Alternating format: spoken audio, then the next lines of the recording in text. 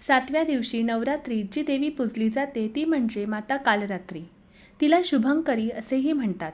हा देवी दुर्गेचा अतिशय उग्र आणि भयंकर अवतार आहे. तिचा रंग गडद काळा आहे. तिचे 3 तेजस्वी डोळे आहेत आणि तिच्या श्वासातून जणू अग्नीच्या ज्वाळा बाहेर पडतात. तिच्या 4 हातांपैकी एका हातात वज्र, दुसऱ्या हातात तलवार आहे. उरलेल्या 2 हातांपैकी एक अभय मुद्रा दाखवतो म्हणजे भक्तांना घाबरू नका असे सांगतो आणि दुसरा वरद मुद्रा दाखवतो म्हणजे भक्तांना आशीर्वाद देतो.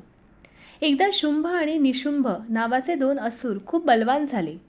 त्यांनी देवांना पराभूत करून इंद्राचे राज्य ताब्यात घेतले. देव खूप घाबरले आणि त्यांनी पार्वती देवीकडे मदत मागितली.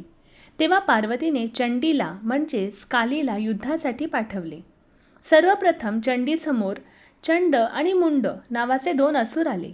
देवीने त्यांना मारले आणि तिला चामुंडा असे नाव मिळाले. त्यानंतर रक्तबीज नावाचा एक असुर आला.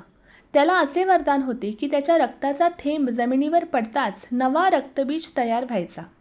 त्यामुळे त्याला मारणे अशक्य झाले. तेव्हा माता कालरात्री रणांगणात आली. तिने रक्तबीजाला मारताना त्याचे रक्त जमिनीवर पडू नये म्हणून स्वतः प्यायला सुरुवात केली.